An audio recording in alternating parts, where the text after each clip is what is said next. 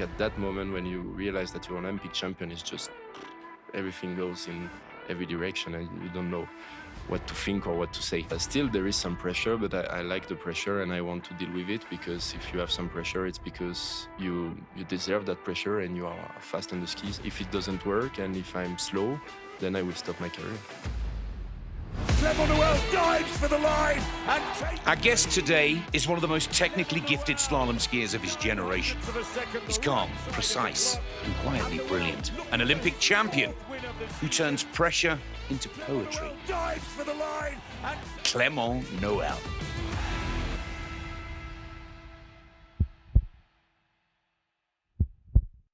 Clément, welcome to Alpine Pulse Unplugged. It is so good to have you here.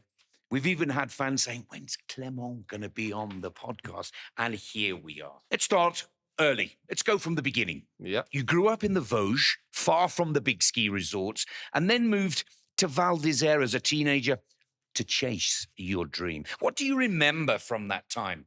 Leaving home so young and finding your place in such a legendary ski town. Yeah, that's quite a long time ago now, but that was a period of my life where I just didn't really choose. It was like, okay, I'm quite good in skiing. I ski quite fast and I want to continue in this direction. So why not continue in a big ski resort with a big club who can bring me maybe to the top one day? So I had for sure to leave my family. I had to, I had an host family for a few years. I saw my parents a little bit less, but when you're 15 years old, I think to see a bit less your parents, sometimes it's cool also. So yeah, that was not that difficult, but it was a big change for sure. Yeah, and I've heard you many times in many interviews over the years mention the Chevalot family. Is that the correct pronunciation? Chevalot, yeah, Chevalot. Exactly. That was my host family in Val d'Isère for a few years. Really nice people, and they have a son who is the same age than me. So we are a really close friend now, and yeah, they were kind enough to host me for 3 years, and that was really helpful for me, for sure, because I don't think at 15 years old you can live alone. Yeah. So yeah, thanks to them, I continue my story in Val d'Isère. Now, I remember, because I'm the oldest man in the room here by a long way, racing in the Vosges in the old days, in the 80s. The snow was good then. But Yeah. did you feel that going to Val d'Isère, this big resort, this big club, international resort and club, was the only way with the snow decreasing in the Vosges? Yeah, with the snow decreasing in the Vosges, but that was not the only thing. It was just that I had to go at school in the Alps in Albertville, because this is the school for the ski racer. That we don't have school during the winter time, so we have more time to ski, to train. So if I change school, why not change also club? Because I will be close to Albertville in Val d'Isère. And in the Vosges, they have the capacity, they have the skills to train young people till 15 to 16, but then there is not really a group who can offer as much quality than in Val d'Isère. So that was also the reason. Yeah, it's a beautiful place, the Vosges. I remember it so well. Exactly. Great food and wine as well. Yeah. Now, let's stick with your family, because your grandfather was a winemaker. Wine cellar. A wine cellar. And you said that his passion for the craft and patience shaped your own philosophy. What did you learn from him about time, doing things right, trusting the process? Yeah, that's quite something like this. I learned, I think, from my family, the love of good things. He was a wine cellar, so he enjoyed good food, good wine. He is someone really calm, and my father the same, really calm. And I think I have quite the same philosophy than them. And the love for good food, good wine, and like good moment with family and friends at a restaurant or at home. That's something that I love, and I think it's thanks to them. I mean, those are beautiful words. How important the families, those family memories, moments, and learning. We all learn from our families. Have those shaped you to the skier that you've become today? Or was Val d'Isère and the academy in Albertville everything that you needed to become the new Clément Noël? I think a bit of everything. My roots are really important for sure. And I grew up in the Vosges and I skied there until 15 with my family, with my old coaches.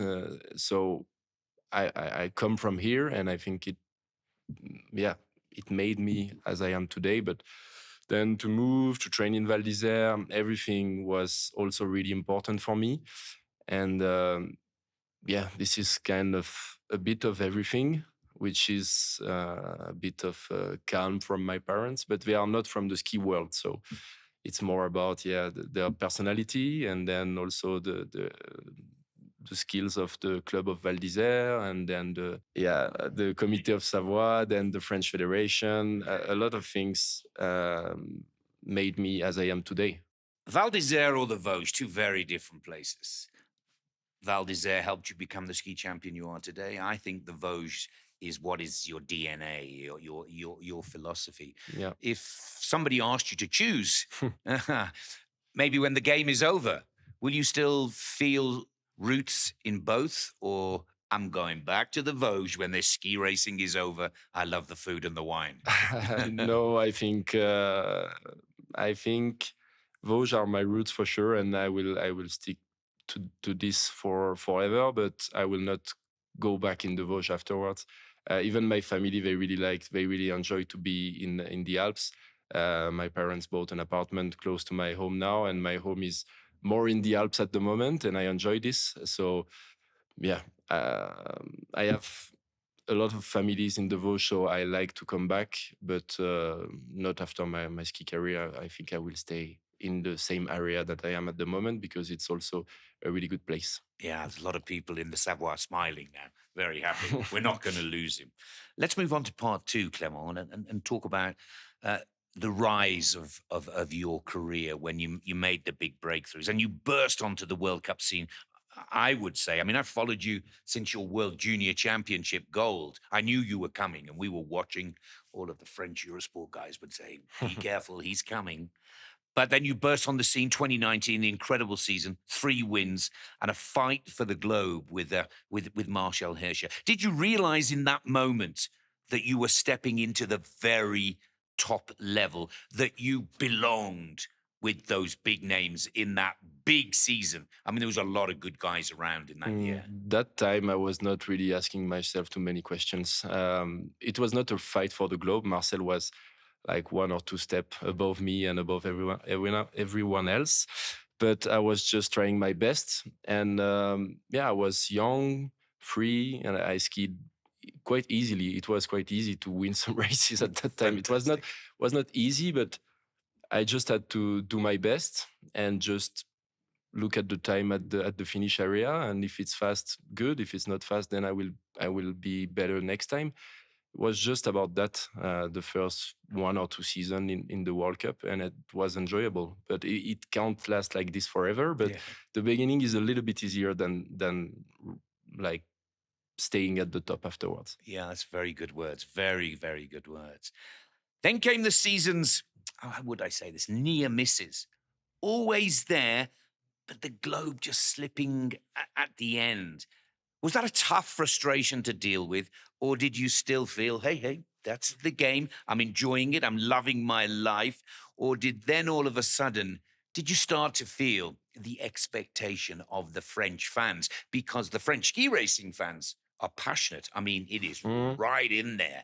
Yeah, and for when sure. they want you to win, it's a lot of pressure for you. I don't think that's worse than in Austria or in Switzerland, but still there is some pressure. But I like the pressure and I want to deal with it, because if you have some pressure, it's because you deserve that pressure and you are fast on the skis.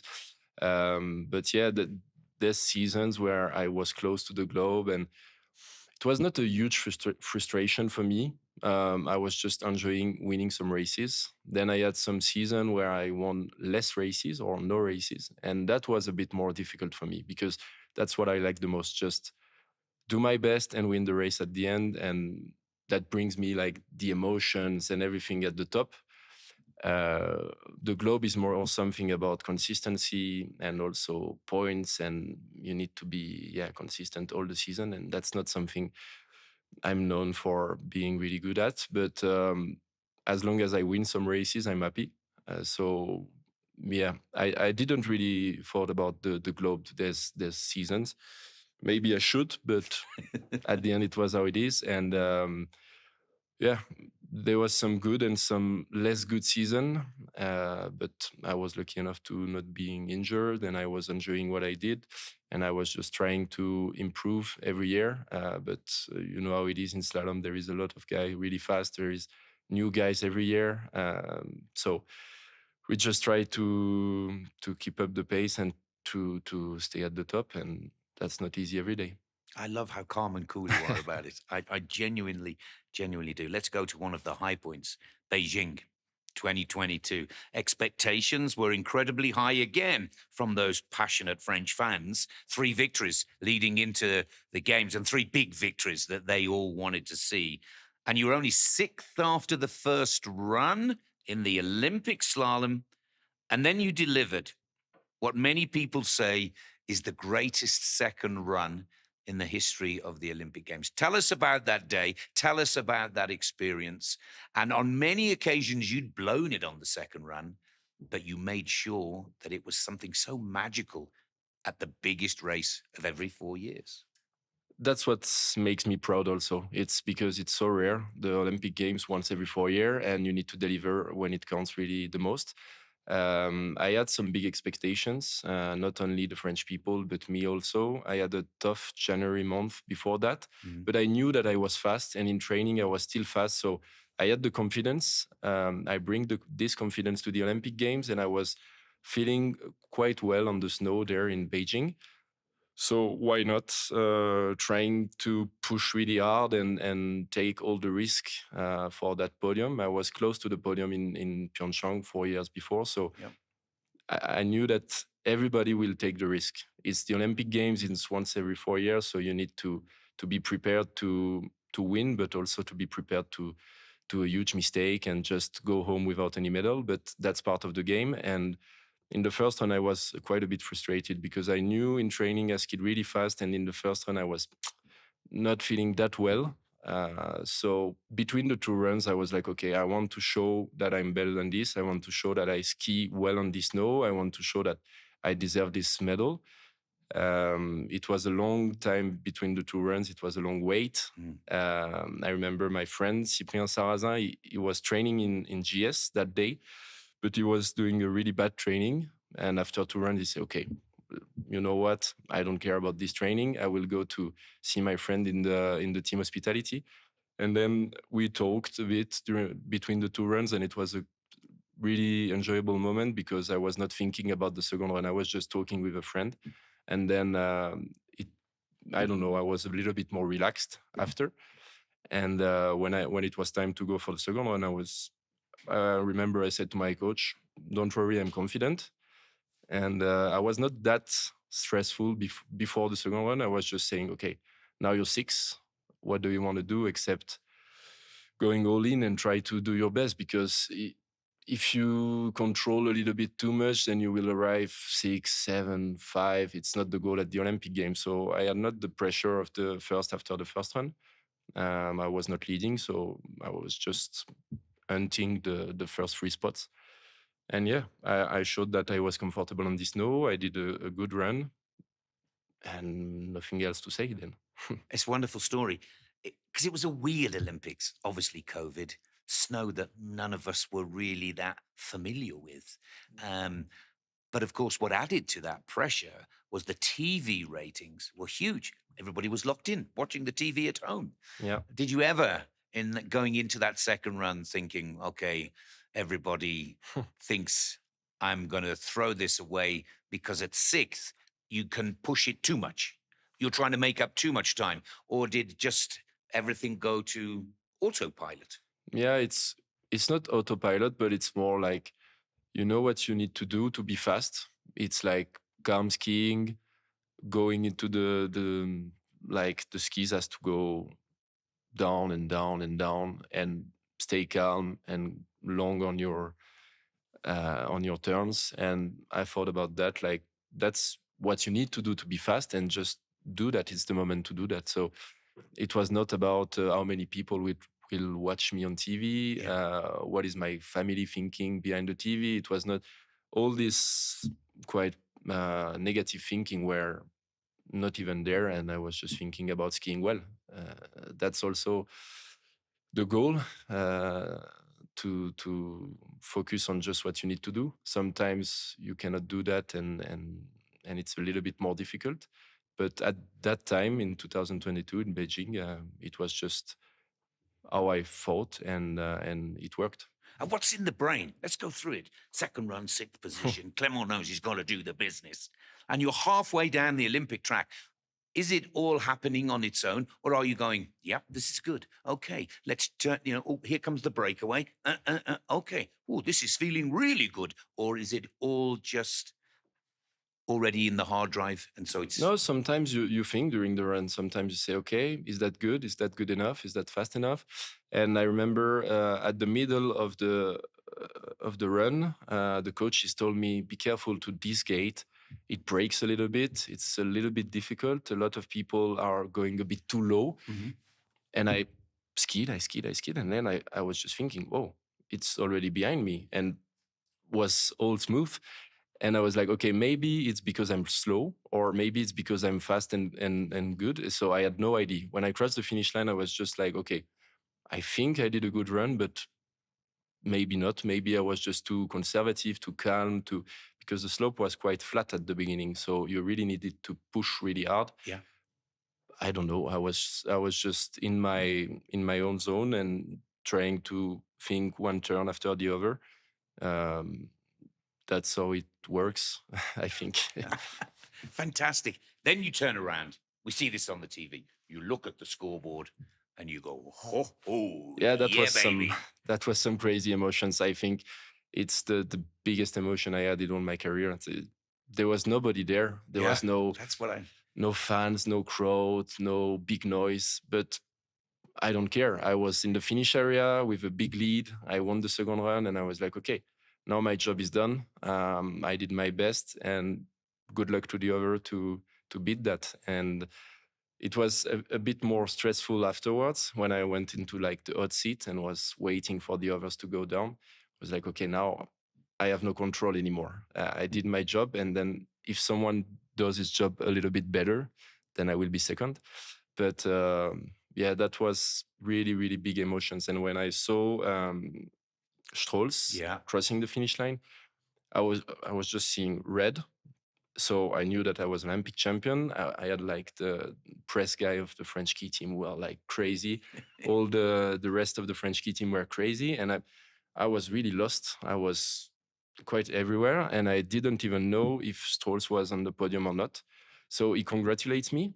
And I was like, okay, should I congratulate him also? I don't know if he's on the podium. So I didn't say anything. I was like, okay, thanks. But then I realized that he was on the podium with me. So I said, congrats. It was a nice fight and a good race. But at the moment is like at that moment when you realize that you're an Olympic champion, it's just everything goes in every direction and you don't know what to think or what to say. It's a brilliant story. Absolutely brilliant. Many athletes say that the Olympic success changes them. For you, did it bring peace or did it raise the bar even higher, especially looking ahead to the next Olympic Games when, of course, everybody's looking at Clément Noël. He's the defending champion. A bit of both. I don't think the Olympic title changed me or changed my life. I'm still the same that I was before, and I'm doing the same thing. I'm training with the group, trying to improve myself, trying to be better every day, and living the same life than I was living before. But it changed a bit in the sense of, okay, I'm a bit more free maybe, because I can stop my career tomorrow and say, I'm Olympic champion. I won some World Cups, and I'm really happy about my career. It was a good one, and I have no regrets.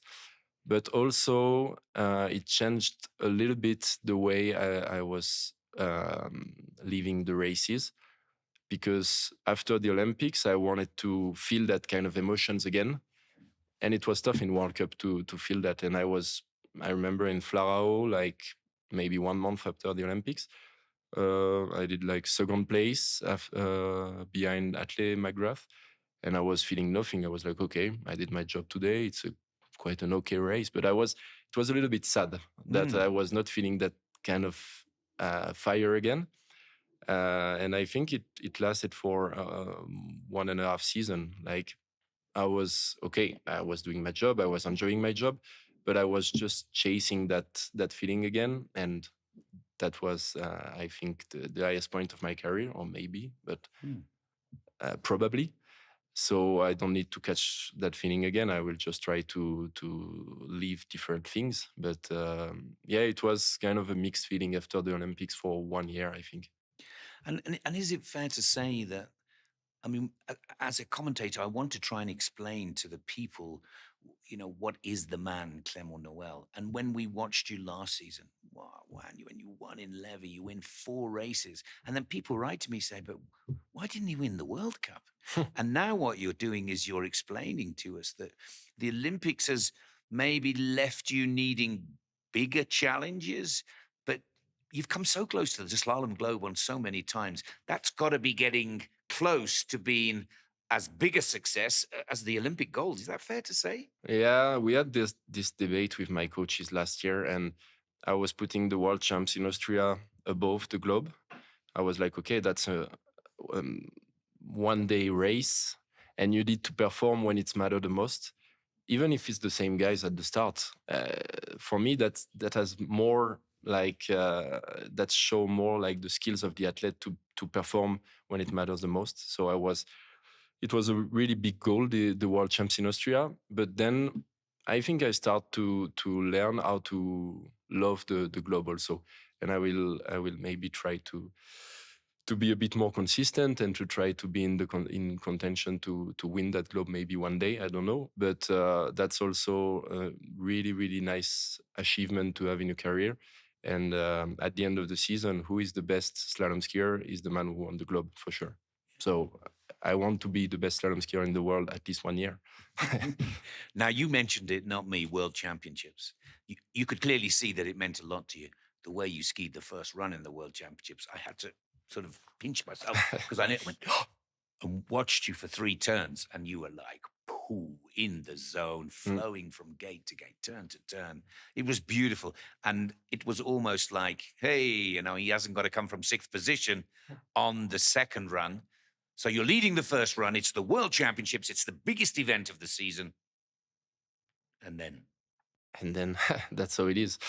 That's also part of ski racing. I have no regrets on that day. It was also, I think I had a bit more nerves in the second run than in the first run, for sure. I have to admit this. It's not easy to start last at the World Champs in second run. But yeah, I think I tried to do my best. I did my best. I straddled. That's part of slalom. I was not skiing really bad in second run. I was skiing okay, and I was still with a good last section. I was still aiming for the world champs title, or at least for a medal. So yeah, that's how it is. And you need to analyze after a race, but not too much. It was just okay. I straddled. I did a mistake. I was maybe controlling a bit too much this section. But now it was still a good day. I will remember that day in my career like a good day, because it was full of emotion again. Not the best emotion at the end, but it was like a full day, and I was exhausted after that. I can imagine. I can imagine. It was a huge race. Did this falling out of love with the Crystal Globe happen again after the World Championships? Did you feel, I got to go back to the World Cup? Or did you want to get back to the World Cup to prove to yourself and your fans that you can still win again? Yeah, I was really focused on the end of the season. I was like, okay, I missed my opportunities at the World Champs, but now I want to win the globe.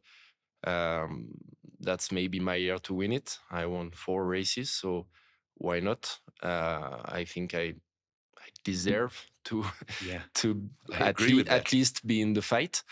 But yeah, the two races after the World Champs was not my best races. I think maybe I thought too much about the globe, maybe, Yeah. or it was not also my favorite conditions. But anyway, when I was a little bit more free at the end of the season, I did again a good race in Sun Valley.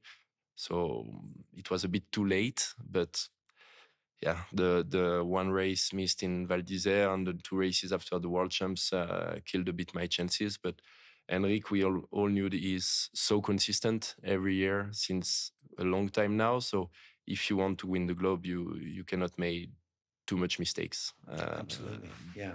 Yeah, you cannot afford to make some mistakes. And so in this podcast, could we say that Clément Noël is confident about his consistency now? Rather, in the early days, it was almost as if you didn't care. Another race, another day, watch me ski. I know I'm good. Yeah, But now that all of was a sudden you have a little bit more tactic planning behind the season? I don't know. For sure, it's different from before. Before, it was a bit like you said. I ski fast, and I want to ski fast, and that's all. Now, I know that sometimes I ski fast. I know that sometimes it's a bit more difficult, and I just trying to do my best every time. And I think I'm better in strategy than before. I'm better in tactics, and but that doesn't mean I'm more consistent. That just mean I can be more consistent. But now I need to prove it and to show it. But still, what I prefer is to ski fast and win some races. So I cannot fight against that. That's going to be the goal this season again, to win some races. But if I can add a bit of consistency, a bit of tactics sometimes, and being second or third, and take a bit less risk, that may be worth the try. But for the moment, I have no idea. I will just try to take one race after the other, and yeah, that's the goal, to be fast and smart, not just going all in every time. I think, for what it's worth, Clément Noël is like a fine wine, and it's getting better with age I'm in not sure. every area. And I really I'm do not sure. believe. I think I'm a better skier, and I'm a more complete skier than I was in 2019 or 2020. But the level is so high that you need to not just be better, you need to be really, really good. So I try to do that, and I think yeah, I'm quite okay at the moment. But yeah, you never know. That's alpine skiing, that's slalom especially. So you can gain confidence and lose confidence quite quickly. So I will not talk too fast, and I will just try to ski fast. Fine wine. Let's move on to the next category. And this next category is called icy slope.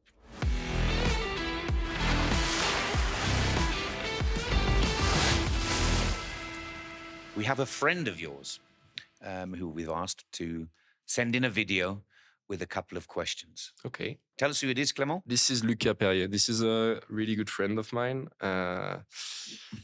He's a ski coach, and he was racing with me. We have the same age, so we were racing together all the years. And now he's coach and one of my best friends. So let's see what he will say. But I'm a bit scared.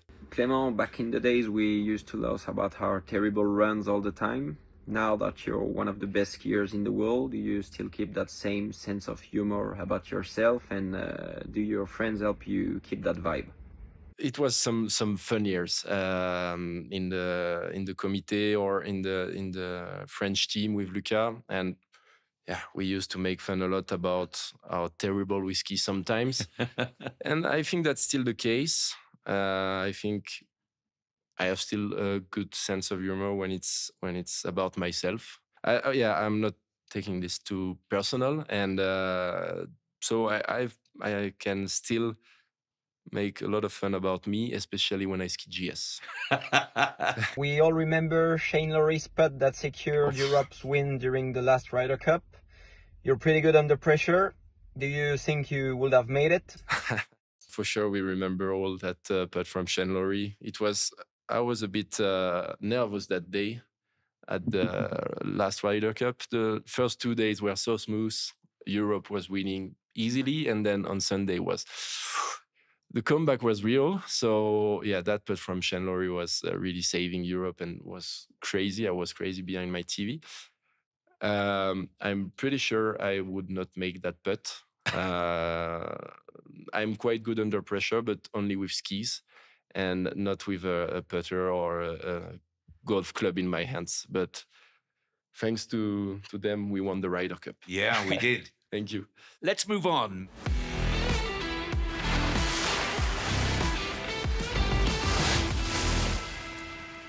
Part of this podcast is to tell your fans a little bit of your life beyond ski racing. So, away from skiing, people describe you as thoughtful, even philosophical. Now, you love golf, gastronomy, good wine, all things that require patience and precision. Do those passions reflect how you are as a person? Someone who enjoys the process more than the rush? Good question. I would say yes, maybe. I'm not really thinking about that. I just like golf. I like astronomy. I like good wine. I like enjoying some good moments with friends and family. That's maybe what I like the most. Like not talking about skiing and just enjoy the moment. Because when I'm with my family or with my girlfriend or with my friends, I try to not speak about skiing. It's my job. It's also my passion for sure. But I don't want to talk about skiing when I'm home. I need to like for my mind. It's good to have a lot of other passion and a lot of other things that when I'm home I can be a bit more relaxed, free, and don't think too much about that. But I think that reflects a bit how I am and how I'm living. That's a great answer. Really great words. You said before that skiing doesn't define all of who you are. You're just saying that there, that you need balance. What helps you switch off after a long season, after a tough day on the hill?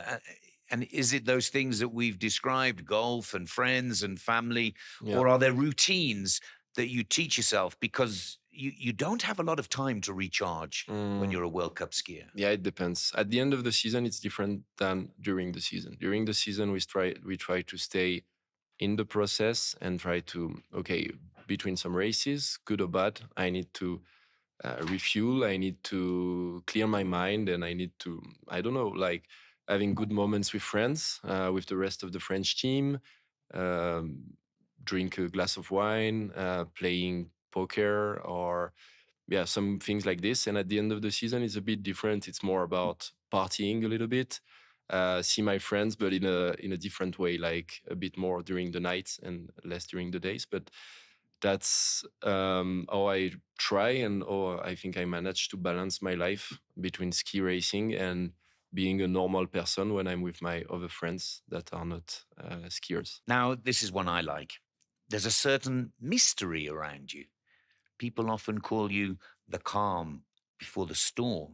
You appear composed, and I think this is what scares the opposition. You're almost flawless. But who is the real Clément Noël behind that very calm surface? I'm still calm behind that for sure, but I want to win some races, so I'm not just calm and like easy and really kind with the people. When I'm at the start, I'm really focused and I want to win the race. So it's not like an animal. Like I need to be angry at something. I just need to compose myself, trying to be focused on what I need to do, and it's still in my personality. It's not changing. I'm just more focused, more on one direction. But I'm still the same person at the start, or with my friends, or in the normal life, but just a bit more focus, and that's all.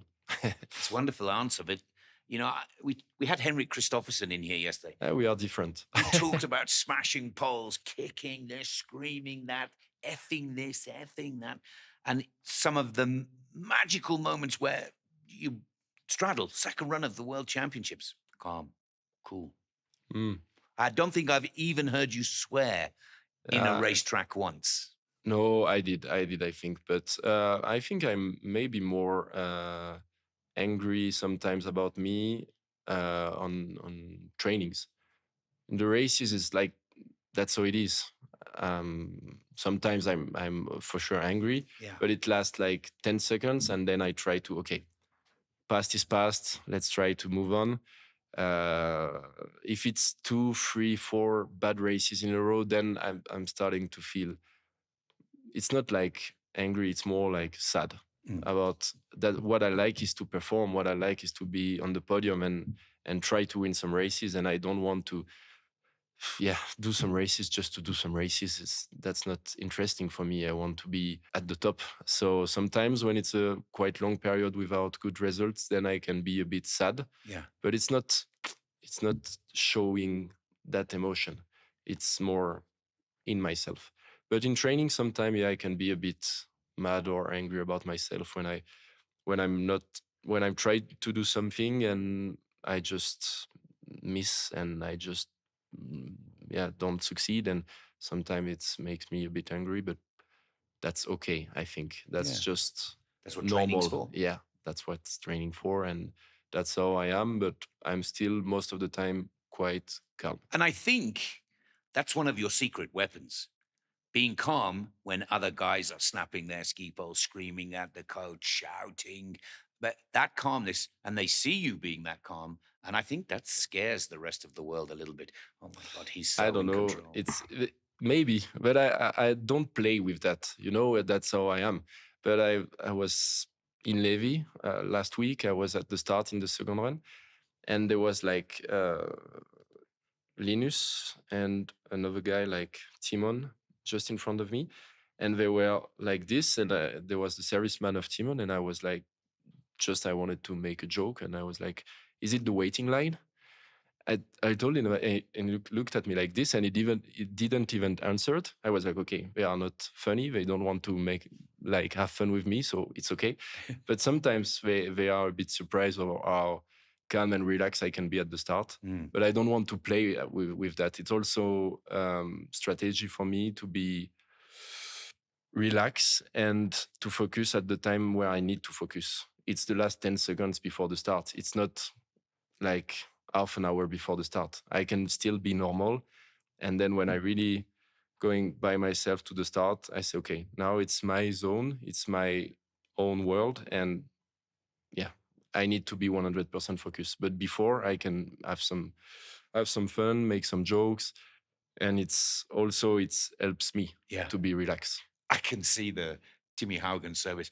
Is that a joke? Is that real? Yeah. Is It was funny? it was a bit What do I say? surprised. Yeah, I was like, is that the waiting line to go? And it was like, fantastic.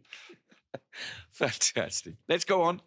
As the reigning Olympic champion, now preparing for Milan Cortina, do you feel the pressure to defend your title or the motivation to evolve as an athlete and become one of those great slalom skiers that can do it in back-to-back Olympics? that could be great. That could be great. I don't think that much about this. I'm not someone who project himself too much into the future. For me, the future is like the next race, and then it's going to be the next race. And that helped me for the previous Olympics. So I will keep the same strategy. But for sure, when I will arrive at the Olympics, I will have some pressure, but that's okay. That's normal. And I can at least try to deal with it. And it's also a motivation, like being double Olympic champion is something like I can't even imagine to say that someday, but we'll see. That's going to be a cool moment to arrive at the Olympics as the defending champion. And if I can leave with another medal, it could be great. But for the moment, as I said, I just think about the next race. Business as usual, as we say. When you look ahead, what's missing? Slalom Globe, perfect run, or just more joy in mastering your craft again and again? If I can stay healthy and ski fast and win some races and till the end of my career, that's perfect for me. So even if I have no globe at the end of my career, even if I have no world champs medal, could be okay. But for sure, I would like to win some more things, and I'm ambitious. So I want to perform at the world champs. I want to perform at the overall classification of the slalom at least once in my life. But yeah, that's not what I think about the most. As I said, I focus on the next race. I focus on skiing fast, and that's the most important. But that's a bit like everybody say that. I prefer to focus on the next race. Enjoy the moment. Enjoy the yeah, okay. But for me, that's real. Like it's not enjoying the moment because I'm not enjoying a race where I finish 8th or 9th. I'm there to perform, but I'm also there to trust the process and ski as fast as I can and do my best every time. So if it doesn't work and if I'm slow, then I will stop my career. that's that's how it is. Simple, but to the point. Yeah, that's I like ski racing, but I don't think I'm the most passionate about ski in my group. For example, I know people who love skiing, like really they love skiing. I like skiing. I enjoy skiing. That's my passion, and I ski since I'm 2 or 3 years old. So it's I would say a big part of my life, but maybe almost all my life from now. So I like that, but what I like the most is to perform, and it's the process to be good at what you do. Brilliant words. And you are good at what you do. You're the At- most for- successful French slalom skier of all time. For the moment, I am. So that's what I'm still there, and I'm still working to stay at this level. You sound like a consummate professional, somebody who really sees this in a professional, profound way. Yeah, maybe. But I'm also, as I said, enjoying like my life as a ski racer. It's not all about the result at the end of the day. It's also the life of a ski racer. I like that. And I think if I stop, I would a bit miss that life. But I try to do it by my own way. I'm not trying to copy someone because I see that he's more professional or he's doing one more run in training than me. That's not how I work. I prefer to do one less run and being in shape, or I try to do every time my way. I don't want to copy someone else. And for the moment, I'm happy in that way. But in the past years, I think sometimes I tried to say, okay, now I need to be more consistent. I need to try to like go more often to the finish line and do less mistakes and everything. And I was just slower and with the same amount of DNF at the end of the year. So I need to trust what I am, and I need to trust my way of training, skiing, and living. Like if I need to think about something else than ski, let's do it. And I try to continue it that way. And the experience of the years in World Cup, teach me that I need to work in that direction. Can I say something? It's not a question because we need to move on to the next category. The last person that I spoke to that described the World Cup, their life, and the tour like that was an Italian guy called Alberto Tomba. I don't want to ski like anybody else. I don't want to live like anybody else. I want to do it my way or the highway. Yeah, but you literally, I've got goosebumps here now because you sound like Alberto Tomba. Yeah, but it was quite different than me. Yeah, that was not the same personality, but but the same ideals. Yeah, that's how I want to perform, how I want to work, and how I want to live. It's do it my own way, and try to perfectionate that way with the years, with more experience. Then I can be even more good at skiing. So that's what I try to do. Fantastic story. Let's play some rapid fire.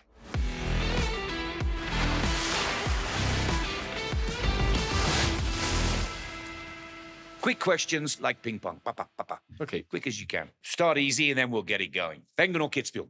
Kitzbühel.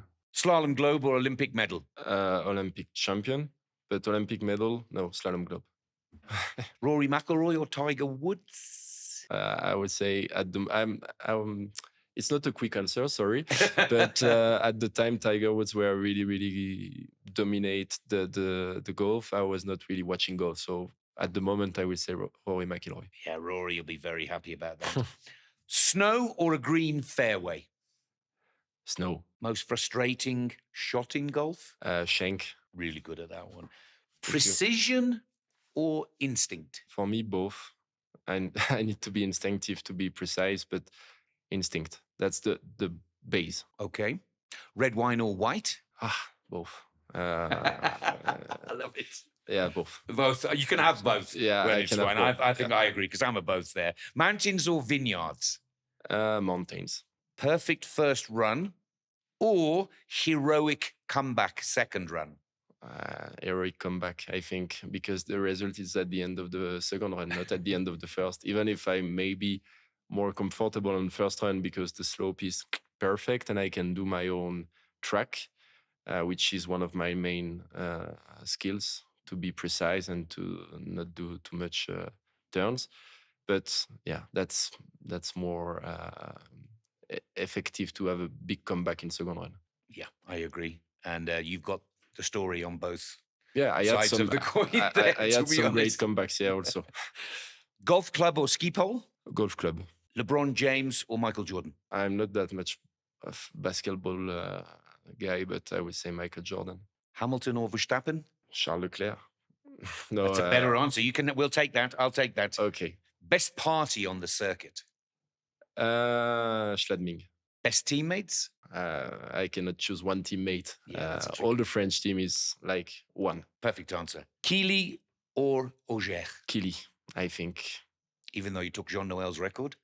Yeah, but Kili is like really a legend in France, and the way he managed his career, and then after his career, it's really impressive and inspiring. So I would say Kili for that. Okay, let's take it to the next level. Panto or Keely? It's difficult to compare different era, but for the skiers he is, and for all his achievement, I will say Pinturo. Clément Noël or Alberto Tomba? Alberto Tomba, for sure. He has like 50 victories in slalom. So you guys are so similar, you wouldn't believe. One word to describe French skiing. I think technique. Like, we all have quite a good technique. I think we are not maybe the most fun guy, show off or something like this. But I think when you look at our team at the moment, everybody's skiing pretty on point. Yeah, on the technique. That's a great answer. I would take that word. Yeah. Technique is a wonderful word to describe. The best advice you've ever received? Like, easy, but the race is not over till it's not over, and it's pretty true, because after the first one you feel like, okay, I already did something, but no, it's just halfway and even a bit less. And even during the second run, for example, you have a big advantage in the first run, you ski well in the second run, but you can, in one gate, throw everything away. So I would say it's not over till it's not over. And you can be really far in the first run and make a comeback. So that's also working in both ways. And let's flip it the other way. The worst advice you've ever received? I don't know.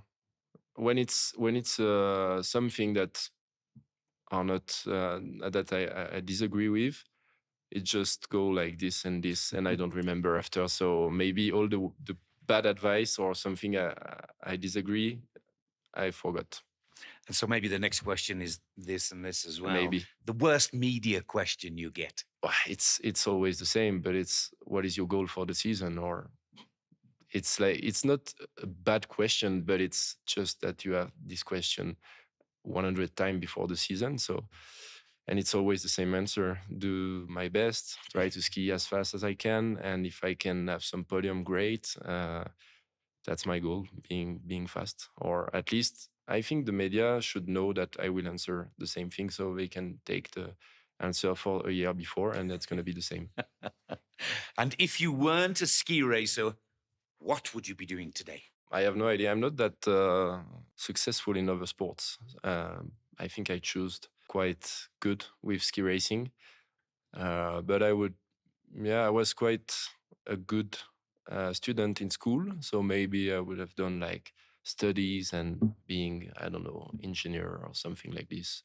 Something more about here than in the legs. Fantastic. Last one for me. This is just for me personally. Bordeaux or Burgundy? Burgundy. Wow. For sure. Blanc or rouge?